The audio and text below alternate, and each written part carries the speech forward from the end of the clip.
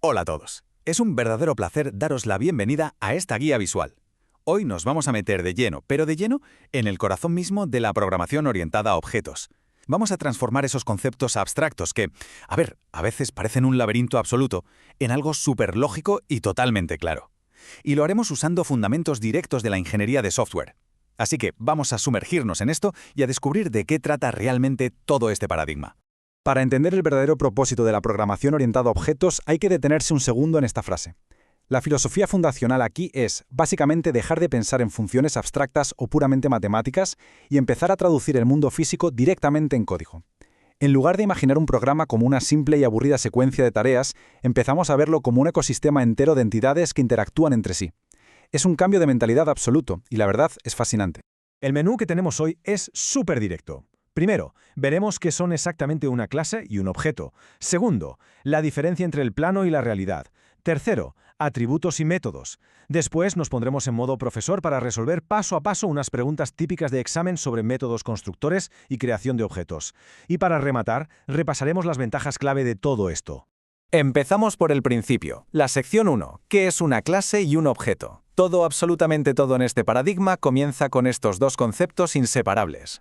El punto crucial para arrancar es entender esta separación. Fijaos, una clase no es algo tangible dentro de nuestro programa, es simplemente una plantilla. Es como un plan maestro que le dice al ordenador qué es una cosa, qué características debería tener y qué acciones puede realizar. Por otro lado, un objeto es la materialización de esa clase. Es la cosa real que está ahí ocupando espacio en la memoria del sistema. No puedes interactuar con una clase directamente, de la misma manera que interactúas con el objeto real que has creado a partir de ella. Pasamos a la sección 2, clase como el plano y objeto como la realidad. Vamos a ver la analogía del mundo físico que hace que esto sea literalmente inolvidable. Esta comparativa lo ilustra de maravilla. Imagina que tienes el plano de ingeniería de un coche en un papel. Ese plano tiene todas las especificaciones detalladas, cuántas ruedas lleva, qué motor usa, de qué color se puede pintar, todo. Pero piénsalo bien, no puedes conducir un plano, no te puedes subir a un trozo de papel e irte por la autopista. Sin embargo, cuando la fábrica utiliza ese plano para construir un coche de verdad, ya sea un Toyota o un Ford, ese producto final físico es el objeto. Puedes construir miles de objetos coches reales y tangibles a partir de una sola clase plano. Sección 3. Atributos y métodos. Porque claro, ese plano de fábrica dicta unas reglas muy estrictas sobre lo que el coche tiene y lo que el coche hace.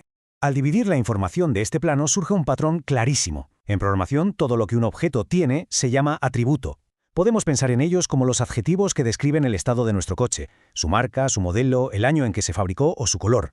Por el contrario, todo lo que un objeto hace se llama método. Estos serían los verbos, son las acciones que el sistema puede ejecutar, como acelerar, frenar o arrancar. Para resumir, los atributos guardan datos y los métodos ejecutan código. Y de repente, cuando examinamos el código fuente en lenguajes como Python, nos encontramos constantemente con la palabra self. Este concepto suele dar bastantes dolores de cabeza al principio, pero en realidad es súper sencillo.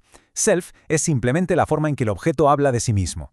Es una especie de hilo invisible que conecta ese coche físico en concreto que está en la carretera con las propiedades que se definieron en el plan original. Básicamente, cuando el código dice self.marca, el coche está diciendo, esta es mi marca en particular. Llegamos a la sección 4. Pregunta de examen sobre métodos constructores. Ha llegado el momento de poner a prueba toda esta teoría con una pregunta típica de academia. Imaginad que estáis en una prueba de fundamentos de programación orientada a objetos. Os sueltan esta, que es un clásico, ¿para qué sirve exactamente la función especial con doble guión bajo init dentro de la arquitectura de la clase? Es un momento perfecto para pararse a pensar qué necesita realmente un objeto para empezar a existir dentro de nuestro programa.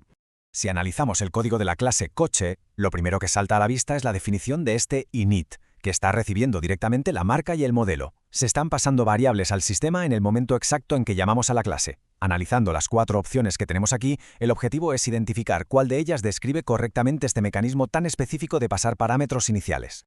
Y la respuesta correcta es, por supuesto, la A. Esta función init es literalmente la chispa de la vida para un objeto. En el mundillo se la conoce como el método constructor. Cuando el sistema decide fabricar un coche nuevo, basado en nuestra plantilla, llama a esta función de forma totalmente automática para asignar los valores iniciales. Esto garantiza que el objeto nazca con su marca y modelo ya establecidos, listo para empezar a rodar en la memoria.